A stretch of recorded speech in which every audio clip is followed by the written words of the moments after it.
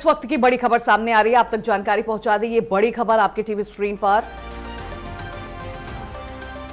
बड़ी जानकारी, लखनऊ से पद्मश्री विद्या बिंदु सिंह के आवास पहुंचे हैं नितिन नबीन। सांस्कृतिक हस्तियों संग विभिन्न विषय को लेकर उन्होंने चर्चा की है। वरिष्ठ पदाधिकारी भी बैठक में मौजूद रहे हैं। ये बड़ी खबर देखिए आप तक पहुंचा रहे हैं नितिन नबीन, राष्ट्रीय अध्यक्ष है, लखनऊ पहुंचे हुए हैं। लगातार देखिए बैठकों का दौर जारी है और जानकारी ये भी निकलकर सामने आ रही है कि वरिष्ठ पदाधिकारियों के साथ बैठक भी कर रहे हैं। पद्मश्री विद्या बिंदु सिंह के आवास पर नितिन नबीन पहुंचे हैं। ये तस्वीरें देखिए आपको दिखा रहे हैं। सांस्कृतिक हस्तियों के संग विभिन्न विषय को लेकर उन्होंने बाकायदा चर्चा की है और जानकारी सामने ये भी आ रही है कि इस दौरान वरिष्ठ पदाधिकारी भी इस बैठक में मौजूद रहे हैं। ये देखिए तस्वीरें आपको दिखा रहे हैं। वहीं जानकारी ये भी सामने आ रही है कि 3 बजे भी एक बड़ी बैठक करने जा रहे हैं नितिन नबीन। ये बड़ी खबर इस वक्त की आपकी टीवी स्क्रीन पर।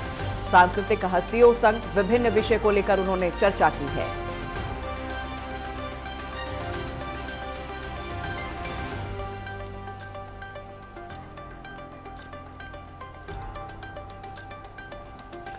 तो देखिए आपको जानकारी दे दें कि लगातार बैठकों का दौर जो है जारी है और इसी पर ज्यादा जानकारी के साथ हमारे सहयोगी प्रमुख संवाददाता अनूप कुमार हमारे साथ जुड़ रहे हैं। अनूप, लगातार हम देख रहे हैं आज दूसरा दिन है नितिन नबीन के दौरे का। लगातार बैठकें कर रहे हैं, सुबह 9:30 बजे से बैठकें चल रही हैं। अभी 3 बजे भी एक बैठक होनी है। अनूप,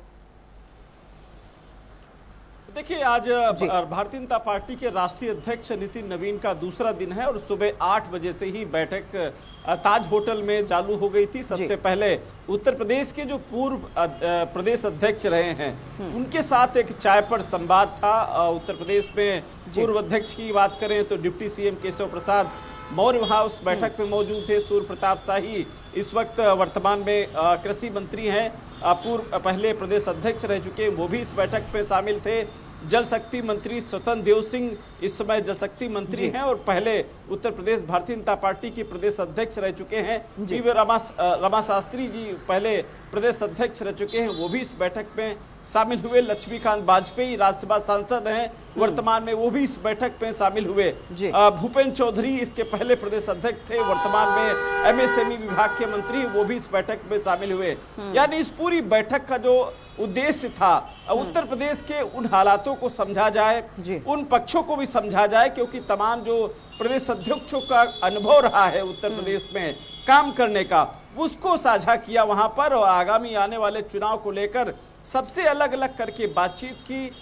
इस बातचीत के दौरान तमाम दिशा निर्देश भी दिए गए, क्योंकि तमाम जो पूर्व प्रदेश अध्यक्ष रहे वो वर्तमान में मंत्री हैं, डिप्टी सीएम हैं, तो कुल मिलाके सबकी जिम्मेदारी भी तय कर दी गई है और इसमें ये कहा गया है सबको मिलकर चुनाव लड़ना है, संगठन को मजबूत करना है और आपस में मनभेद न होने पावे। इस पर विशेष खास तौर से इस पर चर्चा की गई है। बिल्कुल बिल्कुल अनूप, तो लगातार बैठक में देखिए रणनीतियां बनाई जा रही है, मंथन लगातार जारी है। किस तरह 27 का चुनाव जो है उसे किस तरह जीत दर्ज की जाए बीजेपी की। और चूंकि आप भी जानकारी दे रहे हैं कि बैठक में यही मंत्र दिया गया है कि किस तरह आप जीते 27 का चुनाव और आपस में ना लड़े, विपक्ष से लड़े, इस बात पर भी जोर दिया गया है।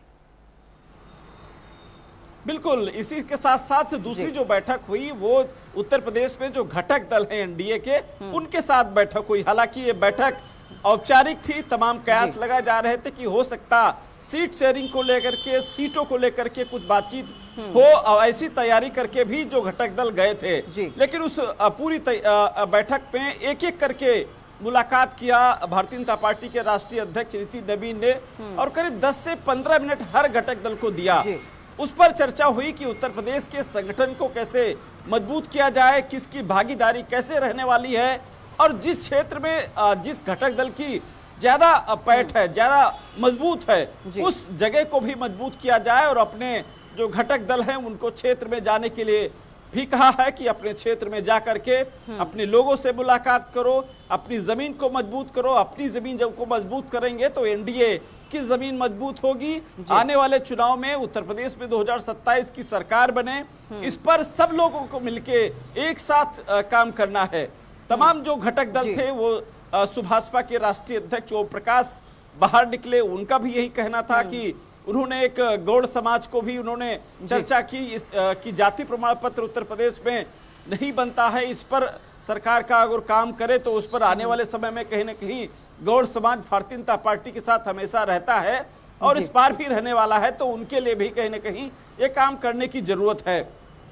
संजय निषाद राष्ट्रीय अध्यक्ष हैं निषाद पार्टी के, वो भी बाहर निकले तो उन्होंने कहा उत्तर प्रदेश के साथ साथ उत्तराखंड में भी कहीं ना कहीं तमाम जो बातों पर चर्चा हुई है, जिस तरीके से आने वाले चुनाव में जनता के हित की बातें हम लोग करेंगे, तो निश्चित रूप से कहीं ना कहीं आगामी चुनाव में बिल्कुल बाकायदा देखिए चर्चा की गई है और साफ तौर पर कहा गया है कि आपस में मतभेद नहीं रखना है, आपस में नहीं लड़ना है, विपक्ष से लड़ना है। यानी ये सीधे सीधे एक संदेश भी नितिन नवीन की तरफ से दिया गया है कि आने वाले दिनों में लेकर सीट को लेकर बयानबाजी कोई भी ना करे। और लेकिन अनूप, बात ये भी सामने आ रही कि अभी 3 बजे भी एक बड़ी बैठक होने जा रही है, उस बैठक को लेकर क्या जानकारी आपके पास?